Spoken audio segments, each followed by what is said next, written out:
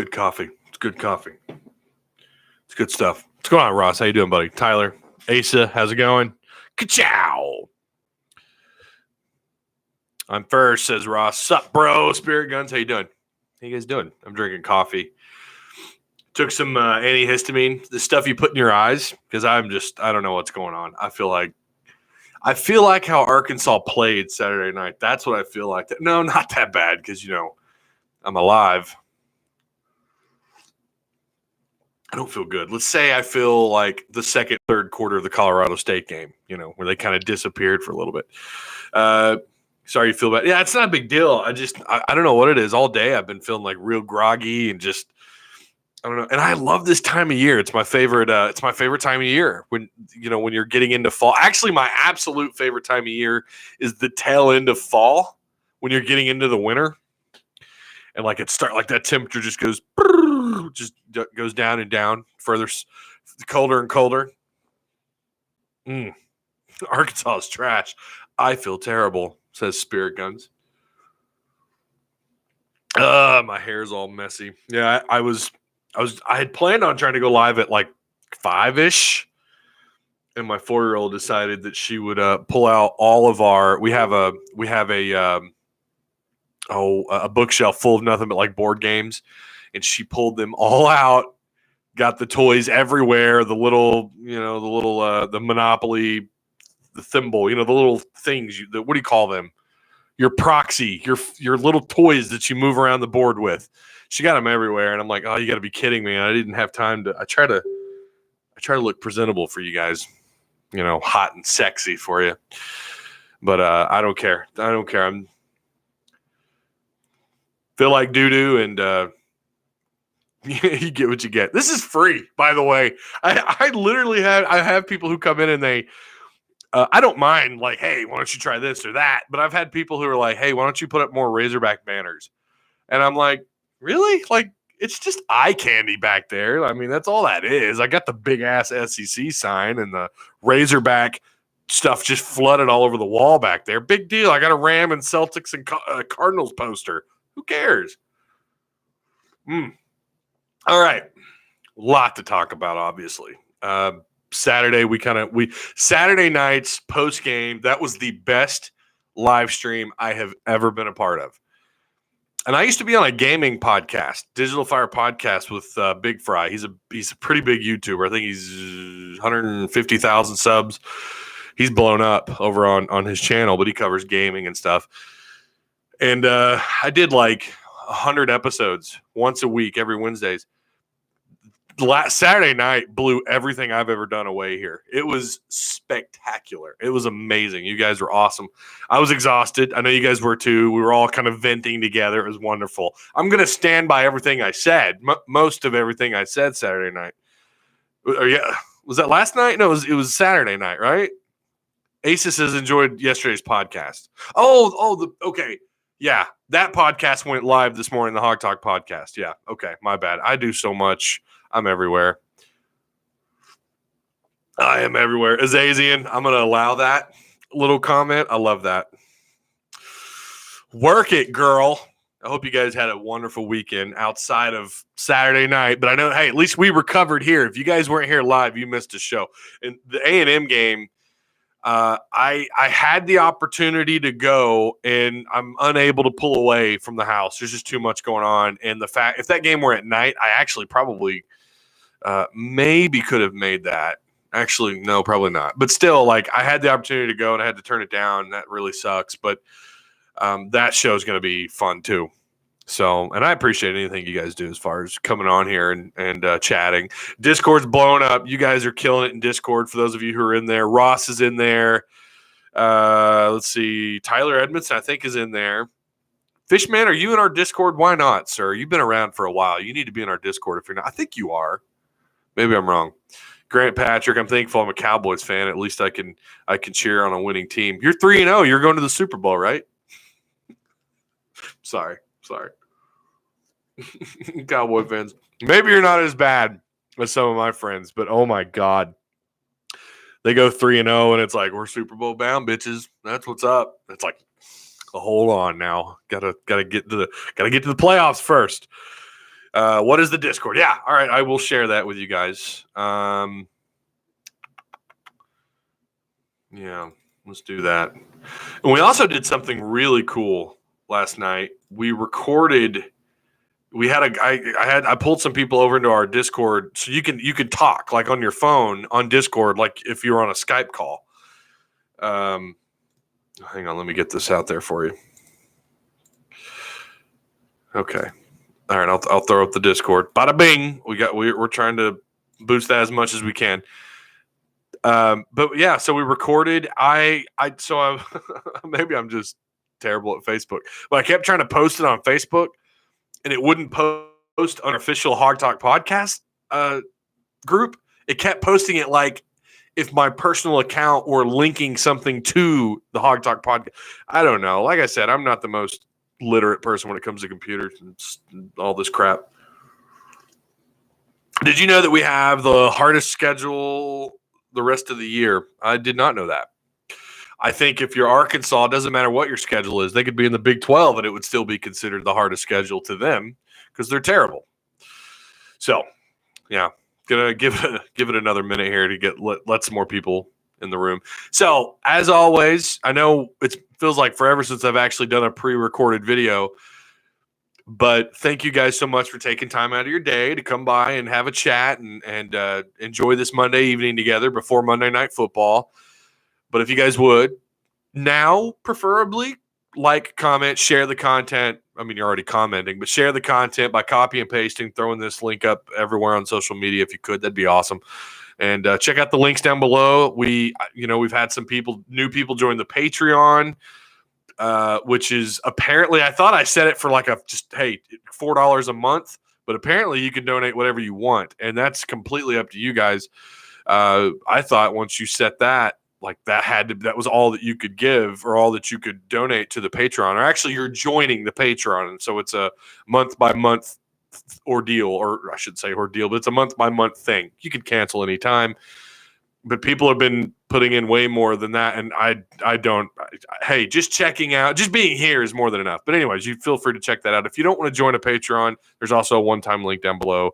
There's a direct link to the PayPal and all that. Sorry if I sound like crap. Like I said, to those of you who weren't here earlier, I've been combating some major. I don't know if it's allergies or head cold. Oh, that coffee hits the spot. All right. Rachel Neal, what's up? Or Richard Neal. Sorry, Richard, how you doing, buddy? I recognize that, Abby. Hope all's well. We're kind of miserable over here, Richard. So, Z-Man's Garage, what's going on, sir? Jay Massey, how you doing? Joe McGowan, do you think Urban Meyer would be an upgrade? Urban Meyer's not coming to Arkansas. I've got the swine flu, says Asa. It might be the swine flu because what I saw Saturday night, this may be the result of what happened Saturday night. I don't know. Another crystal ball prediction for Arkansas for Kyrie Walker. So that skipped past me today. I didn't see that today. So there's something to be excited about. So we'll start with recruiting. Have you guys seen, before we get in there, have you guys seen the Facebook video? There's a guy, he's obviously upset, and he recorded this, I think, on Sunday. On Facebook Live, he lit all of his Razorback stuff on fire. Have you guys seen that? It's got like 55,000 views. And he's wearing an Alabama shirt, but he's like, I've been a Hog fan for 56 years. I'm sick and tired of this. We've been terrible since 1964. I think that's what he said. Or we've been vanilla since 64, which isn't true. If you go back and look at their winning percentage throughout the 60s, 70s, and most of the 80s, they won a lot of ball games. I would definitely argue they were well above vanilla, and they definitely weren't bad. Fans just got kind of tired of the Hatfield era, and I still don't really know what happened in the Lou Holtz era. Maybe someone can educate us here, but I've heard some weird stuff about Lou Holtz's time here. Something about buying beer or having something to do with the Miller Brewing, or maybe it was Budweiser. Because they've got the plant down in Fayetteville. There's some weird stuff around his time here, but I don't know if that had anything to do with it. But apparently, he and Frank Broyles weren't exactly on the same page, and so therefore I guess he left. But anyways, that couldn't be more incorrect. Like, they've been actually pretty good. Yeah, they won a title in 64 that Alabama also believes that they won, which technically they did, but they lost their bowl game. Arkansas won their bowl game. Would Lane Kiffin be an upgrade? How is FAU doing this year? Anyone know? I haven't even kept up. I don't think they're that. I thought they lost their opening game. I think they got smashed. It's weird how Chad keeps losing, but keeps getting good recruiting under him. So we'll start there. Speaking of recruiting, Arkansas has lost the Louisiana defensive back, 3-star corner, Jamie Greedy Vance. Jamie, I have it typed out weird on my page. Greedy Vance is decommitted. He decommitted on Sunday. He's a 3-star, a little undersized. He's like 5'9", 5'10", about 150, 55 pounds, something like that, soaking wet. Pretty good corner. He's kind of jumped up and down on the ratings. From what I understand, he's got a bunch of offers, but I was told only about half of them are actually committable offers. I believe he has an offer from Auburn, but I'm not entirely sure that it's a committable offer. But he's gotten some attention, but he's been a soft commit actually for a while. That was for anyone who's paid attention to recruiting for the last several months. He was taking visits. I don't think it's a direct result of what transpired Saturday night. The rumor, like I've been hearing about him decommitting, that's been going on now for weeks. So I don't think that didn't blow me away. Tykees Crawford, I think, was kind of on the chopping block for a little while. The 4-star tackle that everyone he's a big time. As far as I'm concerned, he's their best commitment as of right now between him and French. But Tykees Crawford was kind of on the chopping block there for a little while, but I'm starting to come around. I think he ends up signing with Arkansas. That's a big fly in my room. It never fails. What I tell you guys a couple streams ago. I shut the door, turn the lights on, the studio lights, and that little SOB just flies right in my face. He's never here before that. So it's unfortunate. They need DBs.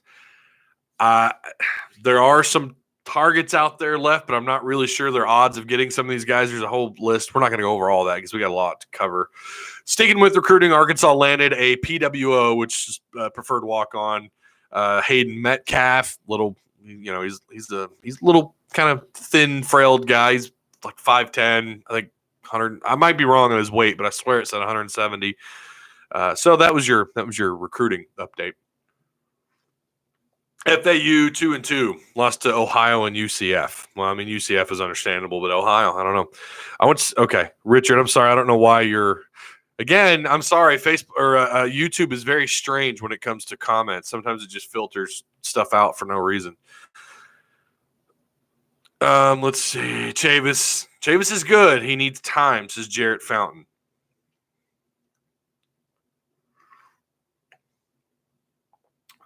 Is that the hill you want to die on? Do you really? I mean, was he once good at Tennessee, LSU? Sure. What did he do at A&M with all that wealth of talent that he had? And what has he done here? You can argue his latter years have not been very kind. I think he does struggle against high tempo, and there's something going on with them not being prepared on defense. I know we can sit back and blame a lot on Chad Morris, and while I'll agree with some of that, Chavis has not had these guys prepared. You shouldn't need, and I loved that Hunter Yurachek called out the lack of experience excuse. You don't need juniors and seniors or guys who've been in the same system for 3 or 4 years to beat teams like San Jose State. And they looked unprepared on defense. Chavis has not been a good defensive coordinator. Their pass rush last year was near the bottom, right? I mean, they were like dead last in almost every category in the SEC. In the SEC, they were like 12th through 14th. Okay, 1 year, excusable. You go back through the way this season has kind of unfolded so far, still nothing. I could argue that the Ole Miss game might have been an okay performance. Sosa Agim stood out a little bit in that game. And there have been injuries. Dorian Gerald, you lost Jamario Bell for the first 2-3 games. And Dorian Gerald was a huge loss. But it's San Jose State, man. I mean, go back and watch that. They got absolutely dominated. They got dominated on the line of scrimmage. The secondary looked lost. They couldn't defend the slant route. Outside containment has been their issue all year. Against San Jose State, it was like all containment was terrible. They're not prepared. And Bumper Pool's a sophomore. Sosa Geem's a fourth-year senior. Scooter Harris, a fourth-year senior.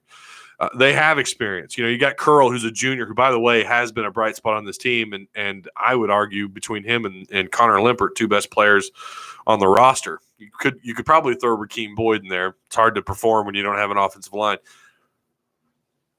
The defense has not been good. That's not a hill I would die on with in regards to defending Chavis. Look, I understand there is still, when we get into SEC play, having older talent is going to matter.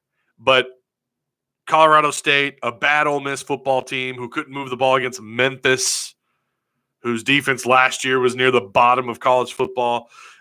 You saw what transpired Saturday night. No, I'm sorry. That's not the excuse. He's not cutting it. Chavis is not cutting it as the DC.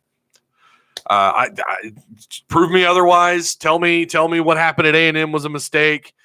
Tell me the same excuse that we're hearing time and time again this year with Arkansas, and even last year, that they need better talent. I'll agree with you. The injuries have not been good. We're on the same page with that. But when it comes to defending Chavis in the regards of, well, he'll be good, give him time.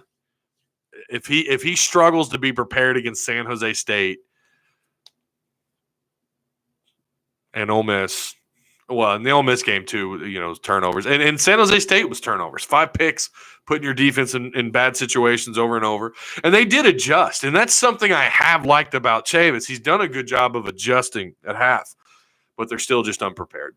They get off to a slow start. I mean, this is back-to-back games. They've given up big plays that lead to scores. That's unacceptable. I went on a rant there. Let's Lane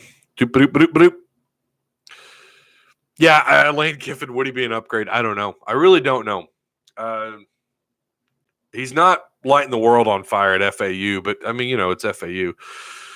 Chris Montreal, hope all is well, buddy. I tried to donate $5, but I have to have a PayPal account in order to donate. I was wondering, do you have Cash App? Man, you guys don't worry. If you don't have the app, don't go out of your way. I swear, I'm not.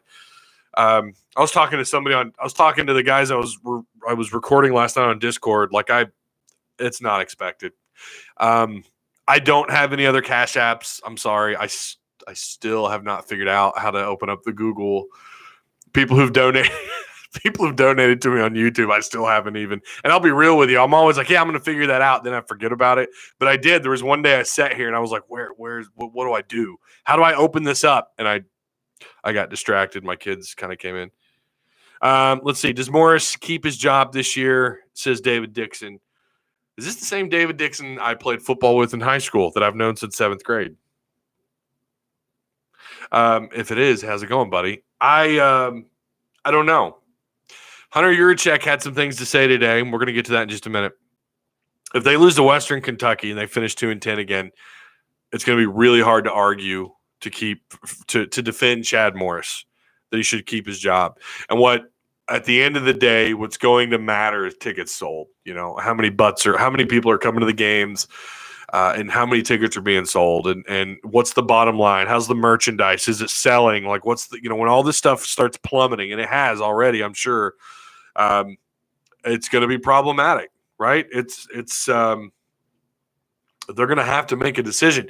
And I think eventually you'll have Hunter Yurachek who will get pressure from the chancellor, from the board, to put pressure on Chad Morris to make a change. So what I could see happening, even if they find a way to go 3-9, isn't that weird to say, finding a way to go 3-9, or which I think I said this on the podcast, their ceiling right now is 4 wins. That's, oh God. Even if they find a way to do that, they're going to pressure him. The board's going to pressure Hunter, and then Hunter's going to pressure Chad to make a change. I think that's the realistic thing that ends up happening. 2-10 is unacceptable. 3-9 is unacceptable. I don't know what the bar was this year. I don't know I guess it's up to you, the individual, the fan, what you would say would be an improvement compared to a year ago. I said 5 wins because that more than doubles your win total, and then you're maybe that close to going to a bowl game. That to me was a realistic year 2 goal. all things considered, what Chad Morris walked into, the fact that he's playing 50-plus freshmen and redshirt freshmen. Like, that was my realistic goal. Obviously, we'd love to set that bar higher, and they're not even like 5 wins just seems off this planet. It seems like you're not even in reality if you say that. Never say never. And I've said before, college football is a weird game. I still think Arkansas, and I'm going to get crucified for saying this. I don't mean to offend anybody, for those of you who are religious, but they have the talent to find a way to win a game they're not supposed to win. They have the talent to do that. Hell, they've got the talent. They got the talent to go 4-0 in their conference or in their non-con games, and they're not going to do that. Obviously, they've already failed at that. And that's just remarkable. That is remarkable, by the way. Ugh, I'm sad now. So I don't know. I guess I'm very grounded. I've been accused of being a Debbie Downer and a sunshine pumper, all actually by the same person. But I live in reality, and I think that now the ceiling is probably 4 to 5 wins. I think they have the talent to maybe surprise somebody. And what that's gonna, there's a lot of variables in that equation, right? Like, things have to go wrong for that other team. They've got to have a bad day, and I think Arkansas has to play their best day. And I think that Mississippi State has not lit the world on fire. Kentucky, and I'm standing by that. Mizzou, if they have bad enough days, and Arkansas happens to step off the bus and put together a 4-quarter game, they might sneak one out. But I know that's asking for too much. Let's see. And for basketball, we got 100% crystal ball, 2 players, both top 25 or top 35. FAU 2-2. Let's see. Broham Todd. Chavis needs to hit the door. Jack. The game has passed him by. Chavis needs to be fired. That was from Dylan and Broham Todd. Daryl Smith, the Hogs are playing like the circus. Hashtag rah coach, says Anthony White. Not sure what you mean by that. All the staff needs to kick rocks down the road, says Tropical Polar Bear. Hire the legend Houston Nutt. And I don't know why that. Again, there's YouTube censoring you. I'm sorry they're trying to censor you. Let's see. Bring back Jack Crow, the guy who was fired after Citadel. Let's see. The end for me would be if the Hogs lose to Western Kentucky.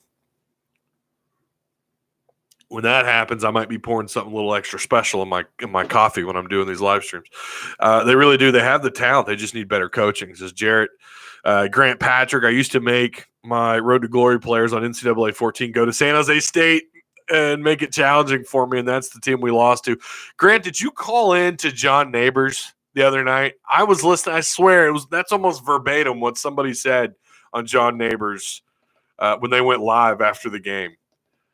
They were live all night taking calls. I don't know how they did it. Obviously, they get paid to do it. They're getting paid by Tommy Kraft. But holy cow, man, those guys! You could see it on their faces, like they're just melting away.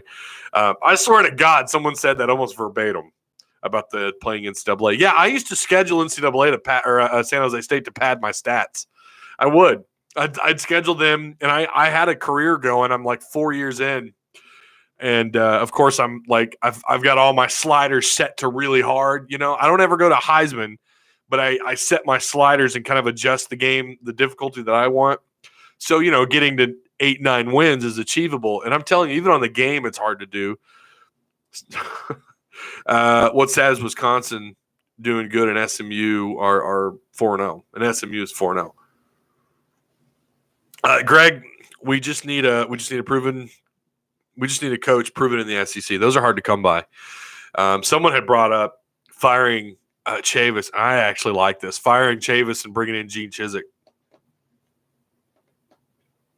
I know he didn't work out as a head coach, but you guys, I mean, he's pretty solid DC. Like, really good, actually. Rick and Morty. Bringing up Rick and Morty. Nice. I have other knickknacks. You guys can't see them. I've got a giant Star Wars poster, and I got like a Fallout bobblehead, and I had a Rick and Morty little thing there, little pop vinyl. And I thought about putting that stuff up behind me, but I'm like, nah, we'll just keep it sports. We won't go too goofy with it. I've lost all hope. I'm drunk. Sorry. Go off. I'm drunk and I'm sorry. I'm commenting on your YouTube channel. SMU proves Chad recruiting is great, but coaching ain't. Shaking my head. Isn't that weird, though? 2 years removed. I've had that asked me quite a bit, actually. What are my thoughts on that? And I don't have a response. Someone asked me that on Twitter, actually, a couple nights ago.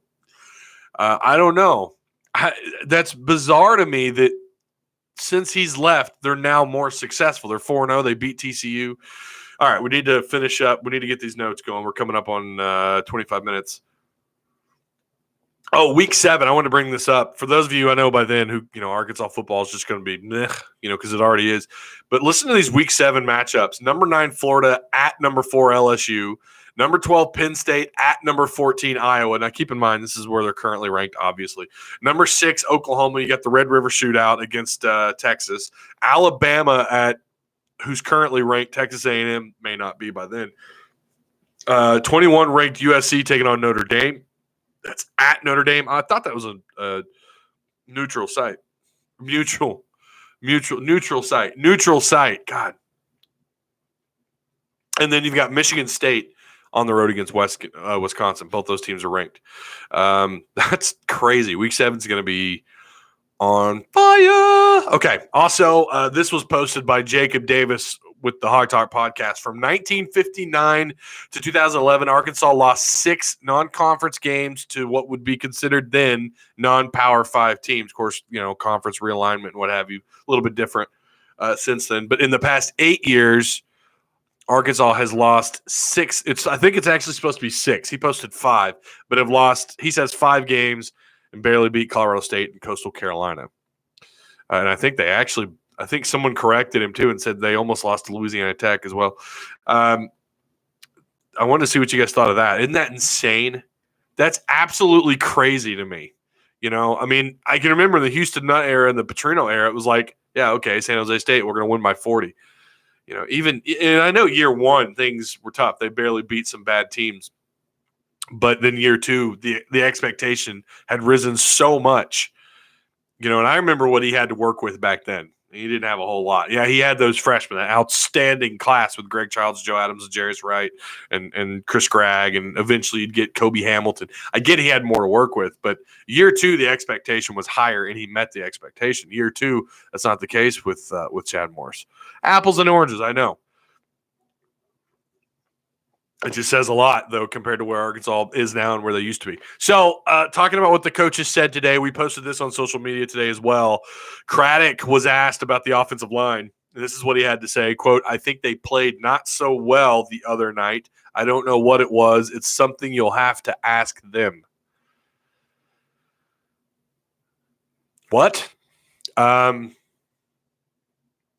the 30-something-year-old offensive coordinator. Why can't you answer that question? That was very bizarre. That response was bizarre. And I know we live in this world where when things are bad, we then put everything the coaches say under a microscope, but I don't care on any level. That was the most bizarre response. I did not expect that answer. When I read that, and it was about the offensive line, Coach Craddock said blah blah blah, and I thought, okay, well, maybe we'll get some insight here. No. Have to ask them. Why do you even want the kids? Why do you want these 19 and 18, 19, 20-year-old kids? I guess I can understand like Stark or a upperclassman, I guess. I don't know. But you've got Ricky Stromberg, who's like a 17-year-old kid. Hey, why don't you go answer that question? First off, you're the coach. You should know. Like, just answer. If you don't know, that's very problematic. I'm kind of surprised you didn't say, why don't you go ask Fry? And that might have even been a better response. I don't know. Hunter Yurchek at the Little Rock Touchdown Club had this to say, and he was referring to Chad Morris. "You are the coach at the University of Arkansas. You are my coach."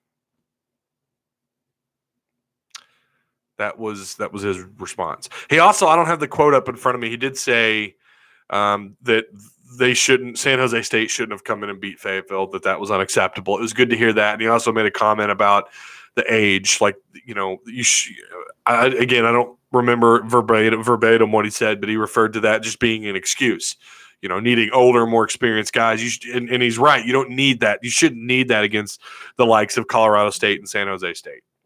And he's right. So that was all the stuff that I wanted to pull from social media, some stuff that was said. Let's see. We should hire Urban Meyer. Who cares about morals? Let's win some games, says Jarrett Fountain. Tony Brown, Nolan Richardson could do better than Chad Morris. Okay.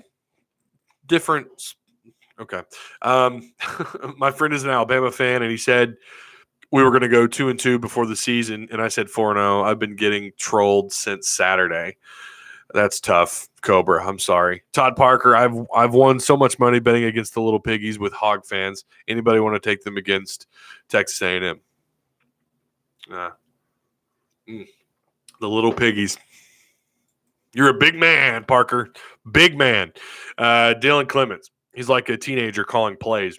Yeah, his play calling has been he's been scrutinized a lot. And should be, rightfully so. The play calling has just been atrocious. We talked about the defense earlier with Chavis. Good Lord. The offense is just bad. Or inconsistent, I guess would be the term. Going to have to wait until Chad gets his athletes in here. It's been a dumpster fire because fans are on the Kool-Aid thinking the Razorbacks are a bowl team. Now they're not, says Arkansas Craig. Fans have made the product a dumpster fire? Greg, that doesn't make sense. No, they have a dumpster fire on the field because the staff is underperformed and been outcoached. Yeah, they don't have talent. And yeah, he's going to need more of his guys. But you don't need, again, I'll say it again, you don't need juniors and seniors in 5 years in a system to beat the likes of a San Jose State. They're injured. If you want to fall back on that, yeah, there's a good. Yeah, sure, okay, but you shouldn't. Your backups should have beaten San Jose State. They just weren't prepared.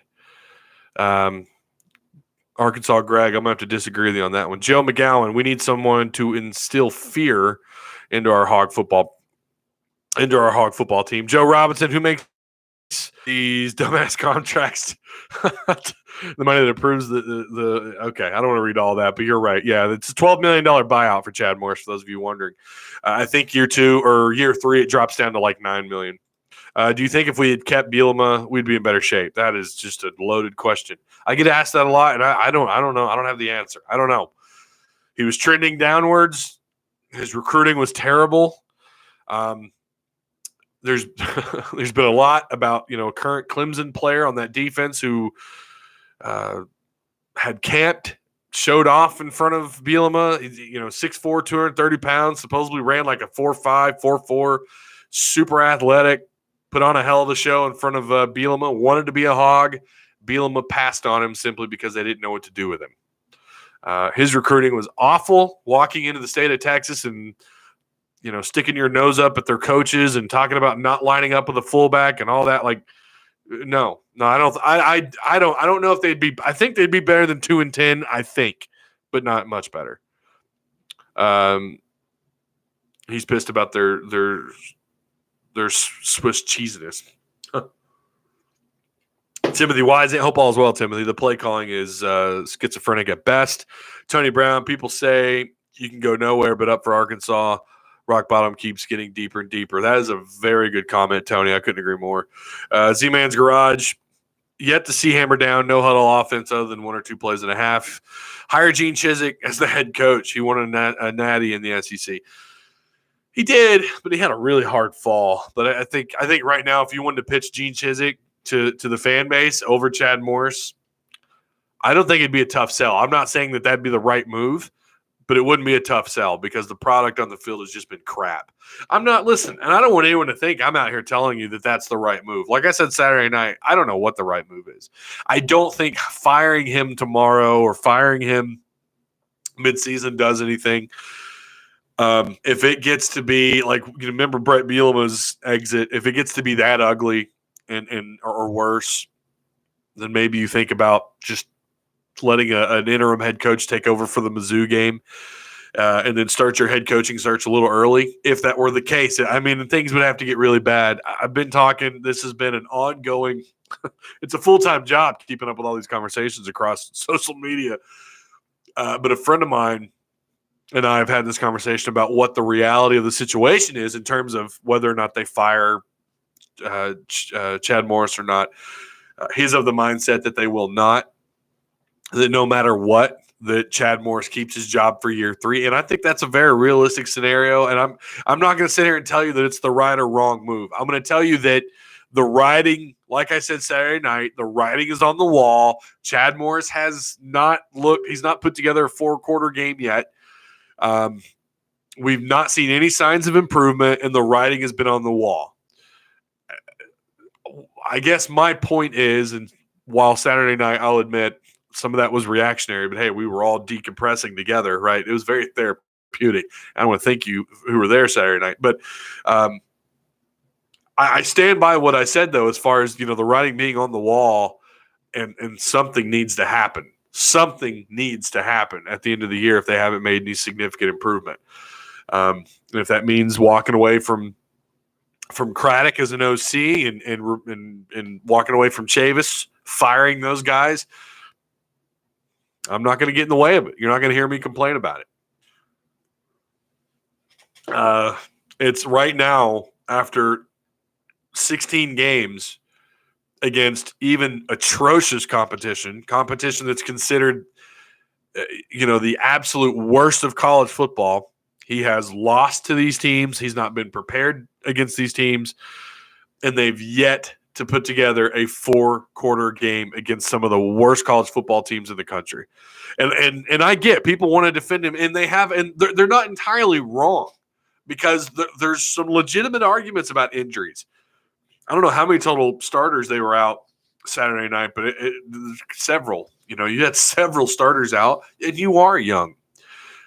But like Hunter Yurachek said today, those are excuses. San Jose State, under no circumstances, had any business walking into Fayetteville and beating them, and neither did North Texas a year ago. I'm sorry for that to happen the way that it did. They shouldn't have lost on the road to Colorado State. And I don't know. We could go on and on about that, and I just don't really know what else to say. I kind of feel like we've said everything. Let's see. Hire Brett Favre as the head coach. Gonna have to pass on that. I love Brett Favre as a quarterback. Packers, he was amazing. Joshua Long, I know KJ isn't ready to run the offense, but would love to see him, maybe some RPO plays. Just a thought. What do you do? And remember, we talked about this literally last week. What do you do if Starkel has that meltdown? Well, he had it. And what they do? They stuck with him. And he kind of rebounded a little bit. He says the Justin Bieber shirt is off. He says it's off. And apparently Justin Bieber didn't like that. I was a little surprised that unfolded today. Justin Bieber actually made a comment. I didn't actually see if he mentioned Starkel or I didn't see how that all happened or how that went down. But supposedly he's 100% focused now. I guess my question would be, why weren't you focused before? Why didn't the staff have you focused before? There's so many questions, and it's almost like nobody is taking this serious outside of Chad Morris being snarky to the media and putting on kind of that down and out face. But it just doesn't. It just when he talked about the pregame, he said they looked loose before the game. What the hell does that even mean? Are you saying that your guys were? I mean, are you suggesting they weren't ready to go? They didn't have their heads on right? And he said today, and I watched that whole interview, and the questions today were bold. The boldest they've been so far. But he said that during an interview that had happened before. So I guess he's trying to suggest it's not that big a deal. But it's like, well, if you brought it up in your own postgame, obviously it's a big deal. He even said Saturday night we were too loose, and how he didn't like that. Like, obviously it's a problem. Why didn't you correct it? Like, why didn't you get your guys back into the locker room and straighten it up? He says that he kind of did. I don't know. You can go back and watch it. I thought about doing a reaction video to that segment because I was just baffled at his response. But decided to go live instead. I prefer going live. I love going live. I like talking to you guys. You know how I feel about that. I'm just under the weather. I'm going to fight this head cold. We're going to do it together. KJ. Sorry, I got off subject as far as KJ. I don't know if it would be the wrong move. I mean, it would be because he's a freshman, and he's still got time to play. They can still play him without burning his red shirt. You've got up to 4 games. I still think we'll see him eventually, but I could be wrong. My 2 cents, but let the freshman get some experience. Yeah, that was something Pete Carroll. That's something he did at USC. He had a firm belief in playing as true freshman and not redshirting him. Bold questions, but not blunt enough. Yeah, I mean, what I heard, they asked him about preparation during the week and what they're going to do to correct it. I mean, they were as bold as I guess they can get. Listen, I'm going to tell you guys, we've been I'm not going to say we've been battling to get our press pass, and it sounds like they're pretty they could take away some press passes. They're not afraid to do it. So I wonder if some of that's what's going on. If the media's a little worried about losing their press passes because they asked the wrong thing. I don't know. I don't know if that's happened before, but yes, Arkansas is horrible right now, but that still doesn't take away from my hatred towards A&M and their fans this Saturday, says Grant. They could have roasted him alive. They could have. They didn't. But I'm not going to sit here and tell them how to do their job either. I'm just, do you wish that they had asked some more aggressive questions? Sure, but I think they asked the right questions. I think that's what matters. Chad getting mad after these horrible losses seems disingenuous. We didn't lose on the last play. I mean, it never seemed like they were. Never seemed like they ever came out of the locker room.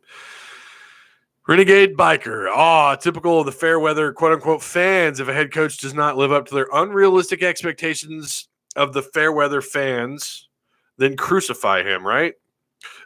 You all did that with Nutt, Petrino, and so on and so forth, and Bielema. I guess it's unrealistic to ask to beat San Jose State. I don't know. That's news to me. Let's see. Dylan says the way they went down the field on that last drive was atrocious. Couldn't agree more. Brandon Allen. I don't know what you're saying there, Aaron. Sorry. Timothy Whiseant, on another note, where is the quote-unquote system? I've yet to see even a flash of what he built at Clemson and SMU at Arkansas. I mean, if you listen to Renegade Biker, he doesn't have his guys. And I'm not saying that that's entirely wrong, but the fact that you've been unable to showcase your offense in 16 games on a consistent basis, even against, FCS opponents and non-Power 5, weak non-Power 5 opponents, a little alarming. I'm with you, Timothy. I couldn't agree more. I don't know. I don't know where it's at. Kevin Hensley says, let's see, we need to ride the Chad Morris era out for at least 3 more years. I think he will eventually make us competitive. Then we can focus on a big name hire. No, they're not going to waste 3 more years. When you're losing money, and they're going to have to make a bottom dollar decision, and that's what they'll do. They're not going to give him 3 more years. They're not going to do that. I'm not saying that they're for sure going to fire him after this year, but they're not going to give him 5 years like they did with Bielema. You had that spike, right? Because they were always talking about being ahead of schedule. That was something we heard. It was bashed into our heads, and he did that. He started trending up. He had that year. They smashed Texas in the Texas Bowl. He had a couple of solidified seasons, I guess you could say. Not great, but started to establish his identity as a head coach a little bit, and they started to really get that rolling, and then it just all fell apart. It's the only reason why he got year 5. I hate the quote unquote fair weather fans crap. We care about this program. And deserve better. This is not something to be supported. Yeah, and people that shame people on social media for speaking their minds are not true fans. What makes them more of a fan than someone who criticizes the team that they love?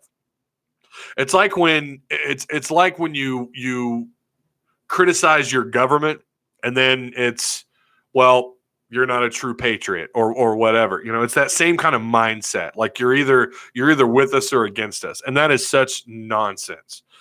Never be afraid to voice your opinion. Never back down.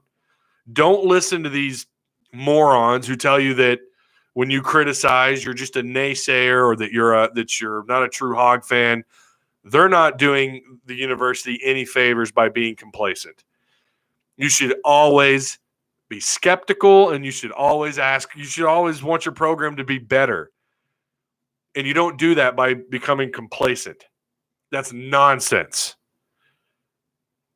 That is complete crap. I think if you really care, you're going to voice your opinion, and you should. You should be allowed to do so. Don't be censored by true fans. Don't ever be censored by these people. We've seen a lot of that in our feed on the Hog Talk podcast, and it's crap. Because someone says or wants more for their program that they love and support, that doesn't make them any less of a fan than you. Just FYI. I love these live chats, says Dylan. Hire Urban Meyer. Urban Meyer is a character. I guess I'm just not going down that route. I didn't mean to get political, but we've seen so much of that. We've seen people, and I love that we've had members of the media come out on Twitter and just tell those people that are criticizing others for being critical of the university. They've come out and they've been supportive of the fans. You should always, my belief is to remain skeptical, period. I mean, that's okay. That doesn't make me any less of a fan than a fair weather fan or than a whatever those people. If you ask me, anyone who does that is just not a real fan. Why don't you want better?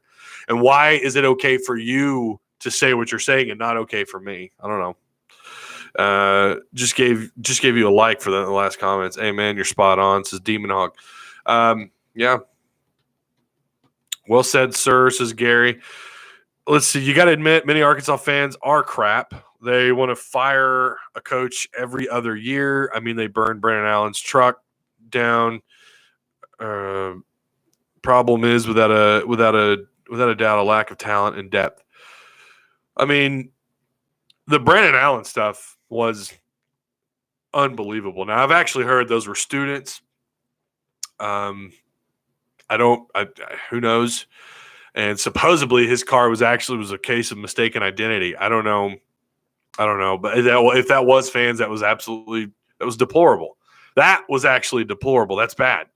But Arkansas fans are no different than Ole Miss fans. They're no different than Alabama fans, Auburn fans. When they're losing, they're mad. And I hate it when people have this. They have this mindset like Arkansas somehow is unique to this whole idea of losing. Like somehow our reaction or Razorback fans' reactions are somehow worse than anyone else in the country. That's just not true. My God, have you ever been to an Ohio State message board? I have. You should read those guys threaten people online, and it's pretty common. Texas A&M fans are a damn cult. I'm just going to say that. They're a cult. So let's stop acting like Arkansas fans are somehow unique in the way they react to losing. They're not. Okay, go to other message boards. I've been around on social media quite a bit, and message boards dating back to like 04, 03. The things that have been said and actually done it's amazing. It's just not in a good manner either. Let's see.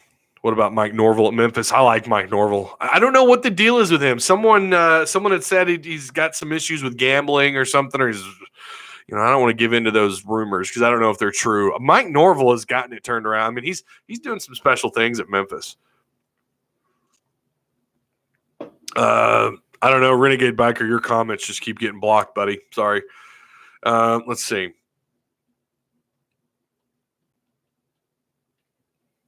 Yeah, we're all mad. Hopefully things work out. Couldn't agree more. Azazian on absurdity. Alabama can't get their students to come to games because they win too much. They're tracking their students now. Yeah, I mean, Arkansas is not unique to that. Okay, that happens. You go around. Who was it? Oklahoma fans. Whoo! People in Siloam can tell you all about their fans. This part of the state, the further west you go, I mean, they are just they're rowdy. LSU fans are just crazy. You think Chad Morris is a spy for Texas A&M? Is trying to destroy from within, says Nick. You talk about some conspiracy theories. That's a good one. I've actually thought that before, says Zach. No, of course not. I mean, I'm not even going to entertain that. We all know that's it. Let's see. We're gonna upset A&M somehow, some way. Mark my words, says Dylan. Like I said earlier, I've got them losing. I'm not going to lie. I'm going to do a breakdown on Friday. I just don't see any way they beat A&M. But I'll go on record as saying they strike me as the type of team, and it feels like the type of year where they could find a way to get someone on a bad day who has just a meltdown, and Arkansas finds a way to win in SEC play. I can absolutely see that happening. I'm wondering if Ty Story ain't going to annihilate our defense. It's a good one. I don't know. Thrill says, yes, bad fans are everywhere, but Arkansas fans honestly believe they should be competing for titles every year in football. What is that based on? A single championship? ? Haven't won an SEC title ever. So what? I mean, yeah, you have moron fans on social media. What's your point? Mississippi State fans have their own. I mean, good Lord, they think because they're ranked number one that's the expectation. I mean, yeah, you're going to have nut job fans, but you're trying to speak on behalf of an entire fan base. You just don't know what you're talking about. That's everywhere. That is truly everywhere. If you're saying that they're entitled, okay, so is every other fan base in the SEC. No, every fan base in the SEC is entitled in all sports, by the way. I think the coaching staff overlooked San Jose State. I know we'll play better, says Fishman. I do think that happened. I do, and they won't admit that. I do think they overlooked San Jose State, but they still should have played better. Jay Massey, hope all is well, Jay. We just want to go to a bowl, not set the world on fire, most of us at least. Jay, I couldn't agree more. I don't think that's asking too much. It's funny. We have someone in here trolling us earlier saying that we have unrealistic expectations. I didn't realize that asking for 6 wins was unrealistic. That's ridiculous. I think 99% of fans would be grateful for an 8-win season, says Timothy. And Dylan says Arkansas State would beat Arkansas right now. Yeah, and I kind of wonder about UCA too. I'm not going to lie. They're bad. They're bad. And I think I would argue that a strong 90% of fans on social media will tell you Arkansas is bad. I don't think that that's unrealistic. I just want to see one complete game, occasional gamer. You hit the nail on the head. I've been asking for that all year. And all of last year, just give me a complete game. I don't care if you lose. Give me a 4-quarter game where you just, let's say it's a Auburn or a Texas A&M, and this year it's not going to happen. Auburn's going to bulldoze Arkansas, but Mizzou, Mississippi State, Kentucky, just play 4 quarters of solid football. Let's see some of that identity on both sides of the ball. The aggressiveness from John Chavis actually pay off. Last year they were aggressive and they finished 13th in the SEC in quarterback rush or quarterback pressure and quarterback sacks. They were 12th and 13th in those categories. That's atrocious for the kind of defense he runs. That's terrible. It's terrible no matter what. But he runs an aggressive defense. And they don't apply pressure. And you go back and watch that San Jose State game, the line of scrimmage battle was horrific. It was terrible. It was awful. San Jose State was pushing Arkansas around in the line of scrimmage. Every time we change coaches, it usually takes 2 real good seasons. Have a bad year, fire them, get stuck back in a rut this year is not better than last year, says Michael.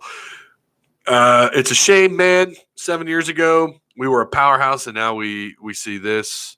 And it just gets worse, says Dylan. Jarrett says Boyd, a top 5 running back in the SEC. It's debatable right now. It's not all on him. Talent level, I think he's top 6, top 5. But as far as his production, it's not been there, and that's not all on him. It takes the guys in front of him. It takes the guy next to him handing him the ball or in front of him.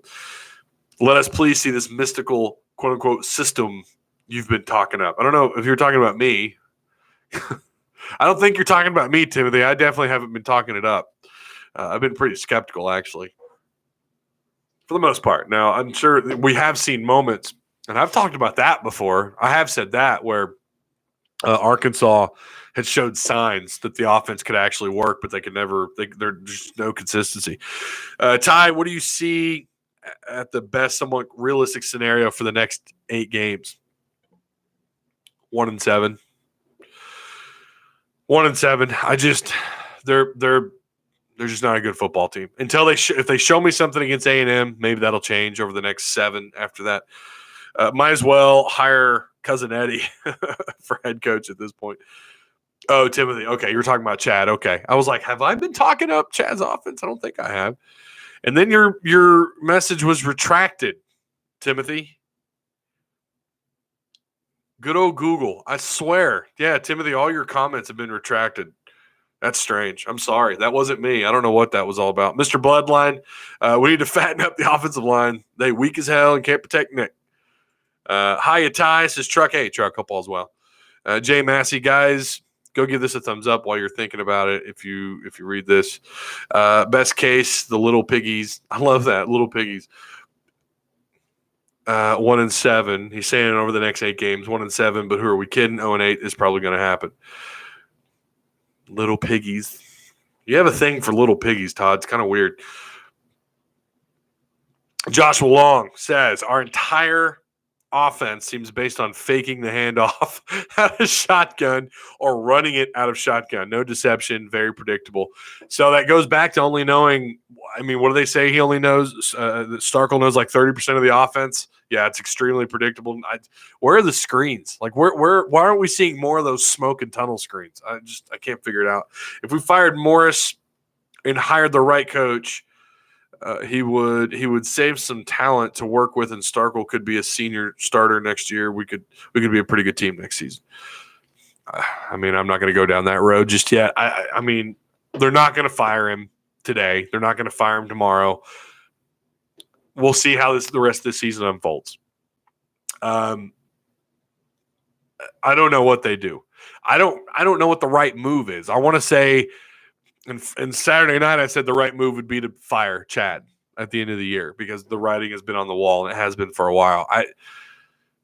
Maybe that is the right move. I don't know. A lot of things happen. You know, there's a lot of moving parts when you change a coach. You know, then you've got to relearn another system. You got to hope that you can, you got to hope that you don't lose a bunch of your talented, the talented skill position guys that they've been able to pick up the last 2 classes. You hope that you're able to talk them into staying. You're recruiting. How much has that affected? We know that Chad Morris he's out recruited himself. So I don't know what is really the right move. I don't. I know it's real easy to say to fire Chad. Maybe it's something as simple as replacing the OC and the DC. I just don't know. But what I will say is what we've seen hasn't been working, and there needs to be change. There absolutely needs to be change. What that is exactly, I don't know. You guys can fill in the rest. I just don't know. Timothy says we wasted 4 weeks of prepping Starkle because Chad and Craddock wanted Ben. They are truly disappointed that Nick beat him out. They knew that they wouldn't hide it from the fans any longer.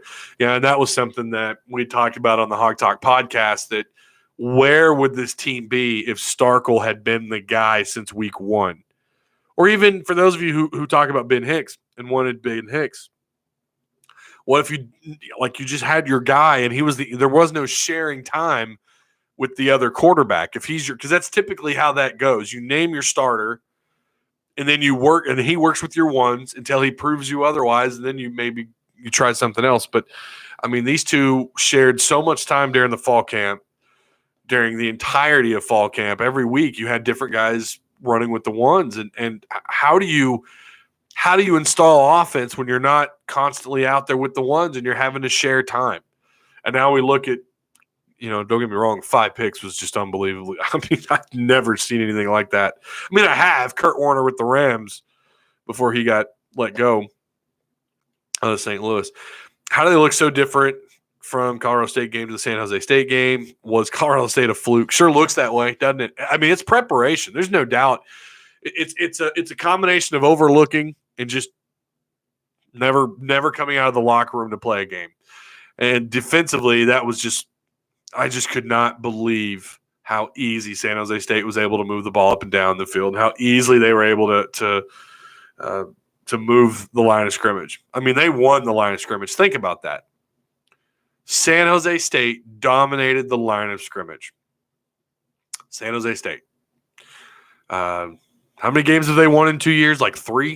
This is their first Power 5 win on the road in something like 10 years or like 13 years or something. I mean, think about that. They dominated the line of scrimmage and beat you in Fayetteville. It's just, I don't know. Mike Leach could transform this offense with our talented receivers, and Starkel Sr. next season and KJ behind him. I like Leach. I'm not going to lie. I'm not going to say that that's the scenario that happens, Dylan, but I do like Leach. I do. I'm not going to lie. Has nothing to do with sports, but who's your favorite musician? Jarrett? We're about to end it. Why not? So we'll end it first. Thank you guys so much. Remember to like, comment, share the content. Sorry I sounded like crap. Like I said, I'm fighting this head cold. But I do appreciate you guys taking time out of your day to check this out. Remember to like, comment, share, and check out the links. Music. Tool, Deftones, Korn, Old Korn, Chevelle, System of a Down. That's kind of my music. And then classic rock. I'm a huge Led Zeppelin fan. Boston, Queen, mostly rock, metal. I liked hip-hop too. I'm from Fayetteville, so hip-hop was really big in Fayetteville in the 90s, Tupac and Biggie. But, yeah, mostly rock, classic rock, metal. There you go. We should talk movies on the next one. We should talk movies. I'm a big 300 fan. Matrix, Star Wars, the original trilogy. I'm just a big nerd.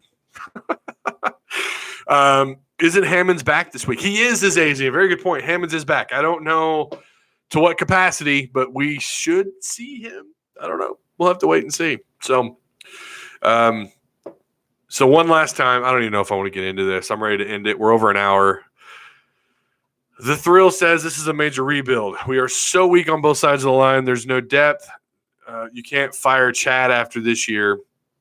We're starting a true freshman in Soli, who has a broken hand. I mean, it's that bad. Go back and watch that San Jose State game, and then do a little bit more homework on their guys that are playing on the line of scrimmage. There's not talent there. You have Sosa Agim, you had Gabe Richardson, you had older guys. This whole age thing is just played out. Those are excuses, man. I'm telling you. I'm not saying they should have sacked this quarterback 12 times. I'm not saying they should have lived in their backfield, but they absolutely should have played better on the line of scrimmage. We have to stop with this major rebuild as the excuse to everything. It is a major rebuild, but there's no excuse for what we saw Saturday night. There's no excuse. Hunter Yurachek confirmed that today. And I'm sure if you ask Caldwell, Chavis, Chad Morris, Fry, they'll tell you the same thing. There's no excuses for what happened, for what we saw Saturday night. That's all there is to it. Call me a naysayer. Call me not a true fan. All that you want. But it doesn't make me any less right. Okay, you guys have a good night. Woo Pig. We'll see you on the next video. Maybe live stream on Friday. I don't know if I'm going to have time to get a second video out this week, but I will do another live stream on Friday, assuming I'm not like in my deathbed. So I'll see you guys on Friday night. Maybe I'll try and get something cut up during the week. And yes, Texas A&M will have the halftime show over on the Hog Talk Podcast Facebook page. But then the post game, the party will be here. It's been lit. If you guys have missed out, you're missing out. It's been fun. So I love talking with you guys. I love that you guys are here and we're having a good back and forth and chat. Listen, we're all Hog fans at the end of the day. We all want the program to be better. And sometimes we're going to have disagreements, and that's okay. That's absolutely wonderful. The difference between me and our current political environment is I invite the conversation.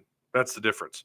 And we're going to do some more stuff on Discord. I want to bring some guys in, guys and gals, whoever. I want to bring you guys in and maybe even have a good conversation and record it and possibly post it here.